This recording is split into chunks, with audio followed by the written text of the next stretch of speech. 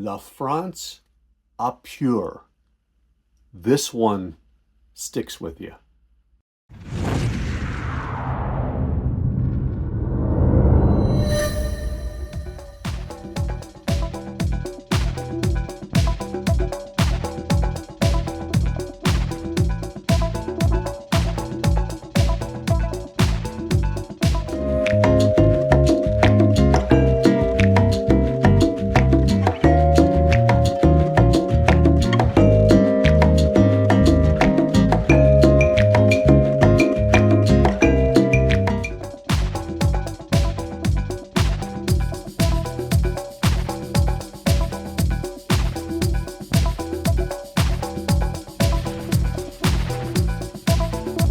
And hello everyone, this is Tom, this is FANzine Live, and we are doing World Zines today. We're going to start with one that actually is not Italian, it's French.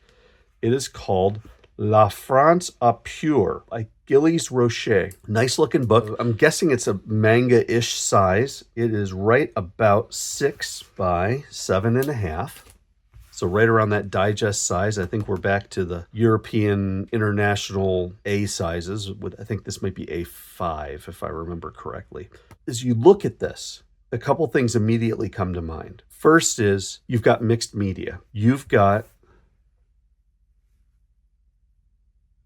what appears to be ballpoint pen, blues, reds, blacks, greens, and then you've got what appear to be watercolors.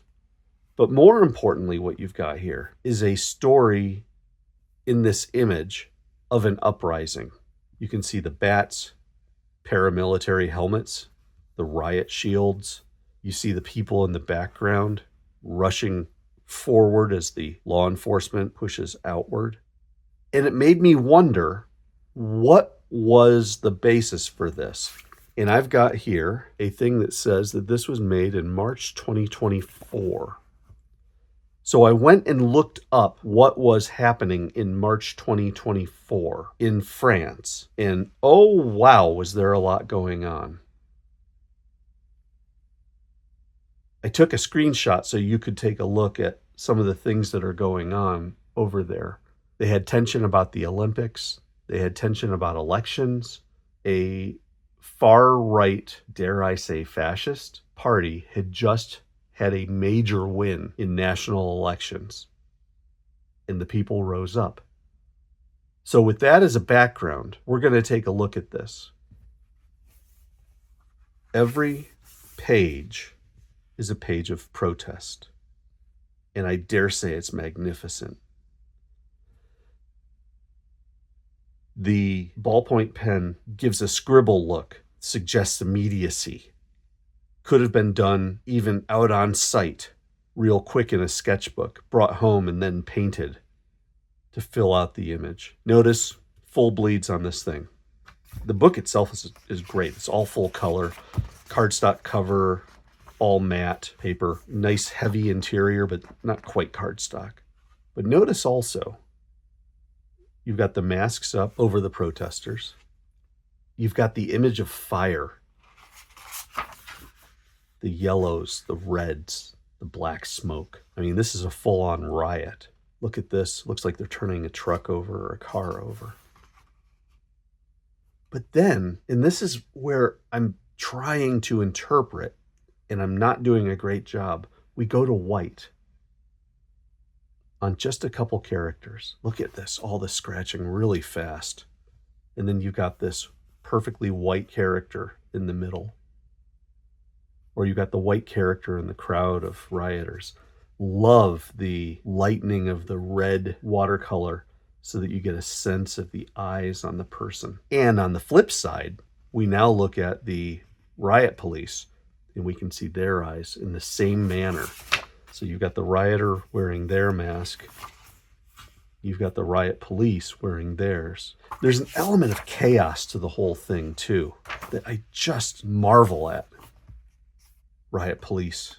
And then over here, the rock is not done in heavy scratch ballpoint pen. It too is white, except they did the watercolor over that. I like how it's behind their, seems like it's behind his back or her back, like it's getting ready to be thrown. The city's ablaze. The troops rush in. Look at this. A awkward, I mean, look at the leg position here. Can't be more awkward than that. Yet somewhat heroic throwing the stone into this crowd of chaos.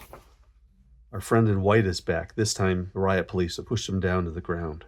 See that the police are getting ready to fight, or are fighting. One person against a whole number. Look at this one. Standing alone in the fire. You got a person down here, perhaps a victim, maybe an innocent bystander, because the police appear to be protecting. This one, definitely not. Looks like they're getting ready to cuff this one and send them off to jail. The damage done. You got the blood. We finally see skin. And again, it's the white person. Could be at a hospital, could be in the back of an ambulance. And you've got just the craziness, the chaos amongst all of the riot police, not sure where to look, where to go. But they've got their sticks out. They're ready to beat on somebody. The solidarity of the protesters. The individual throwing up barricades, throwing any junk you can to make a wall to keep the police out. The haphazard red shading.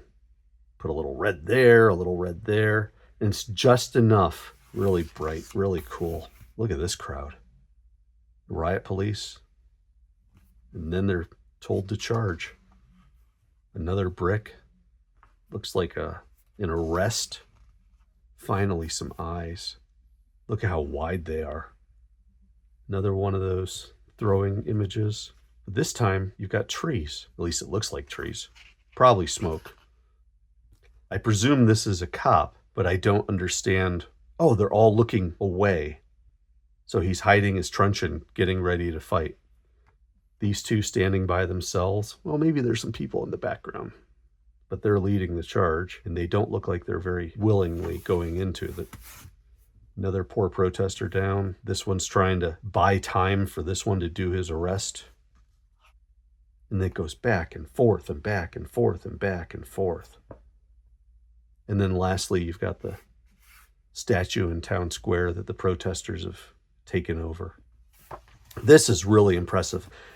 I have used Google Translate and will post the translation of this because this is really the only place where you get any understanding of what this book is about from Rocher's point of view. So I'm going to pull the book away and allow you an overlay so that you can see what he says. And I like the question that he asks of whether this back and forth actually results in anything. Did we actually get the people who we wanted to get? That's really thoughtful. Of all the books I've read this week, this one has stuck with me. Both from a technical point of view, I think the combination of ballpoint and watercolor is just incredible. The colors are just mesmerizing. The imagery is haunting. It's an incredible book. I've come back to it a couple times since doing my first read, and it's just that good. La France à Peur, World Zines, from France by way of Rome, and our friends at Risma bookstore. This has been FANzine Live. What do you think of a book like this? Is this type of zine journalism? Is that what it is? Is this something that appeals to you? Let me know what you think in the comments. Have you ever seen anything like this before? I don't think I have. Don't forget to like the video. Don't forget to subscribe to FANzine Live and tell your friends. When you see zines like this push boundaries in the way that it has, you can't help but stop and read. You can't help but stop and, in this case for a video, watch. Share it with your friends so they can see it too. Thanks for watching, everybody. This is Tom. This is FANzine Live. I will catch you next time.